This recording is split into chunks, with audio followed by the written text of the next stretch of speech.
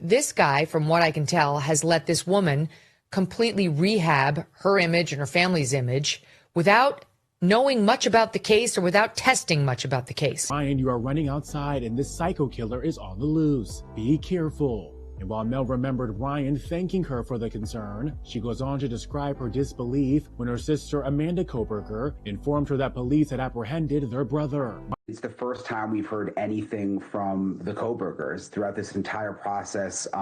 We've seen them many times. We tried to talk to them outside court. They've stayed totally silent. Obviously, I think they're still trying to be respectful. She has blue hair. She has like a goth t-shirt on. She has heavy, weird makeup.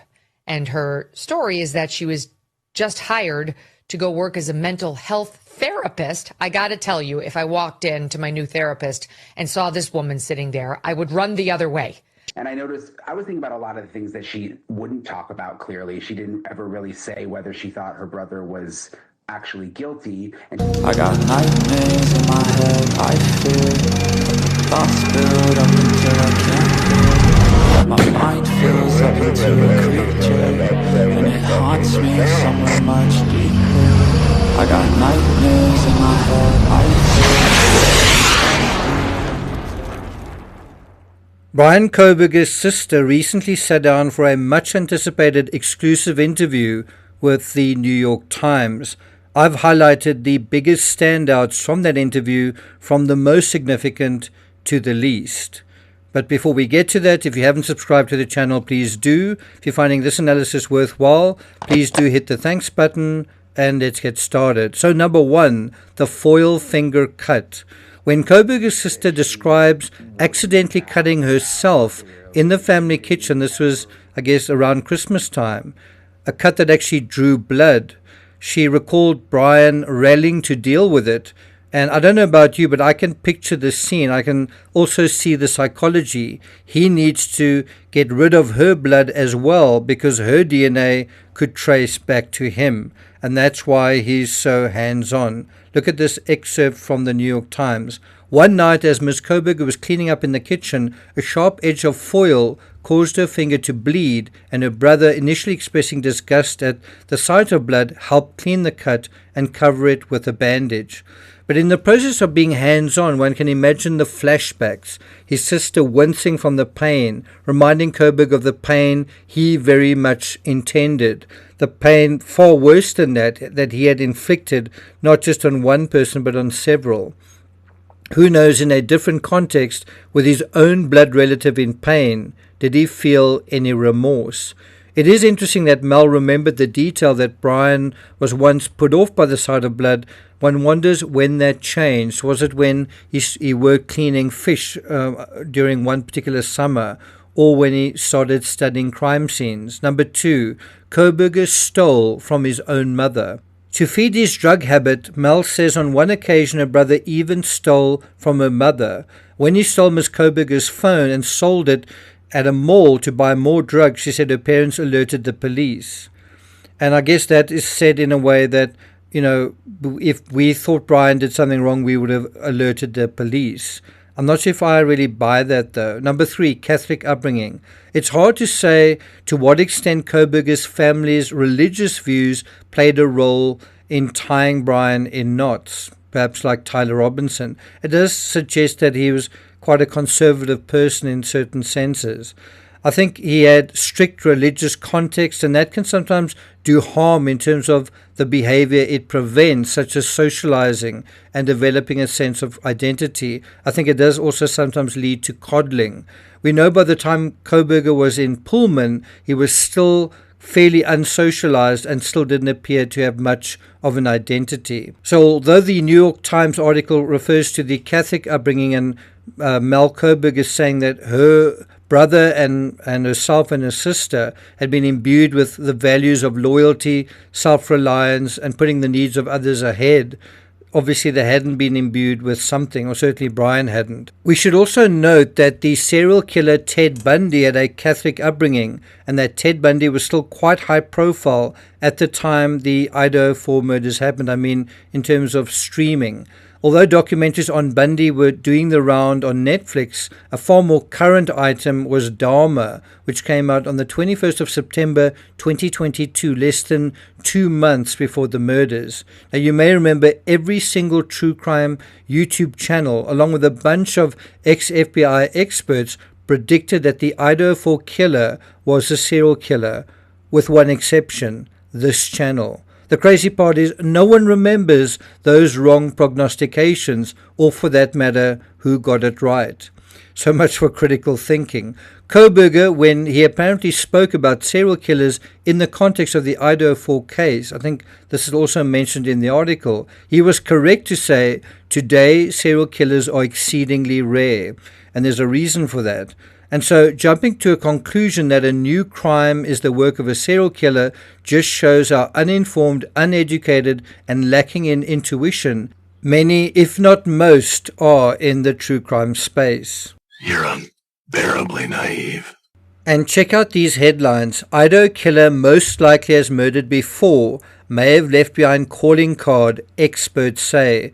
That was January 2023. Also, did a serial killer murder 4 University of Idaho students?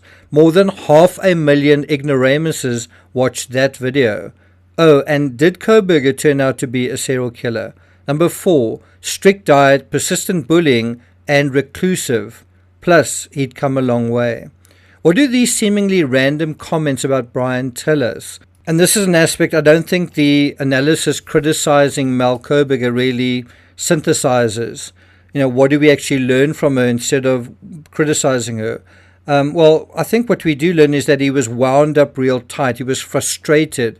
He felt very limited. He probably felt he deserved some credit for choosing the straight and narrow, for beating back the demons and devils, only to face humiliation and rejection at his new alma mater. Have a look at this reference to strict diet that he now followed, and as a result their mother made them vegan cookies for the holidays. Kohberger was a reclusive but dedicated PhD student. Reclusive but dedicated, right? And yet in the background to all of this, persistent bullying.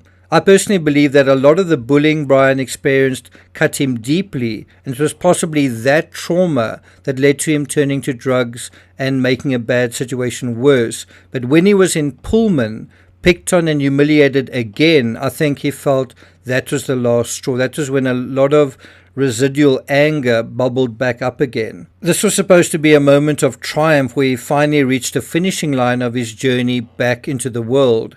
And his family said, we were all so proud of him because he had overcome so much. Well, clearly the people around him didn't see him the same way. And I feel this is one of the more subtle lessons of this case, which is why it's so ironic that one of the victim's sisters went out of her way to verbally bully and humiliate Kohberger in court, to resounding applause from the true crime community and actually from the courtroom itself. You're a delusional, pathetic, hypochondriac loser.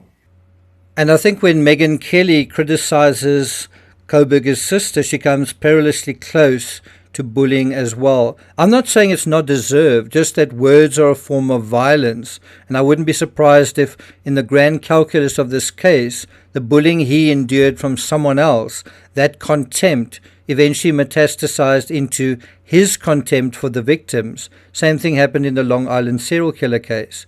And I mean, if there's even the slightest chance that serial bullying can lead to someone becoming Bryan Kohberger, would you still do it? Would you want to be part of the process of creating a monster?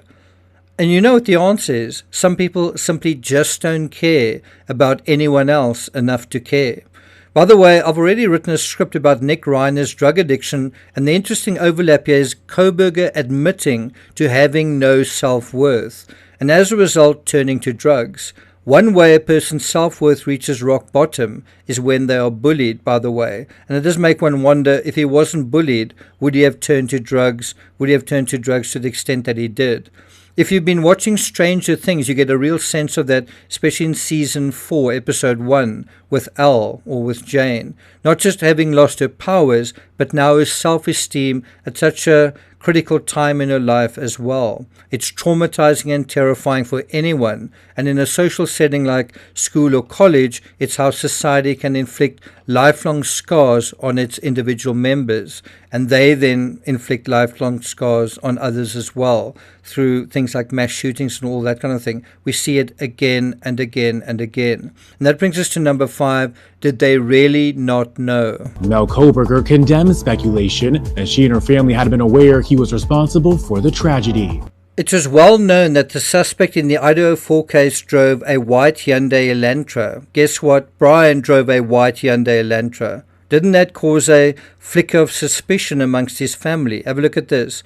Investigators, after going weeks without naming a suspect, turned to the public in early December and requested the help finding a white Hyundai Elantra of a model year between 2011 and 2013 that had been seen circling near the victim's house on the night of the killings. What does Melissa Kohberger say about this? She said she knew that her brother had driven a white Elantra back from school, and she said she briefly wondered if they were looking for the same model. And I wonder if they had named the model correctly, what action she would have taken, if any. And weren't they aware that Bryan was having serious problems on campus at the time? He was fired from his teaching position. Didn't he tell his parents about that? Didn't he tell him the circumstances around that? Didn't he cry on his mama's shoulder about the difficulties he was having? Didn't his mother write a letter regarding that? When Mel Kohberger said that she would have done what was right and turned him in, I'm not sure if I believe her, simply because it's almost 3 years later, and that's how long she's taken to say anything about this case, even given the fact that he's admitted basically his crimes and taken a plea deal. She says, I've always been a person who has spoken up for what was right. If I ever had a reason to believe my brother did anything, I would have turned him in. She doesn't have to say anything, of course, but the one thing that seems to be missing from the interview is real contrition, even if it wasn't her who committed this crime. I was trying to remember who said the words, he's so disgusting, I'm so ashamed of him. And for some reason, I first thought it was Padme, when she realized Anakin had gone over to the dark side and killed younglings. But it turned out to be someone real in the true crime reality, that it was someone close to someone else who killed his own children. Do you recognize this person? He's so disgusting. I'm so ashamed of him. But to her credit, Melissa Kohberger did say this: the idea regarding what he did is making me so emotional that I can barely speak to you about it, she said, apparently in tears. Her saying she didn't want to say anything because it could re-traumatize the family sounds like something she got from me. For the past 3 years, the family has kept quiet, avoiding interviews even as Mr. Kohberger pleaded guilty and accepted 4 life sentences.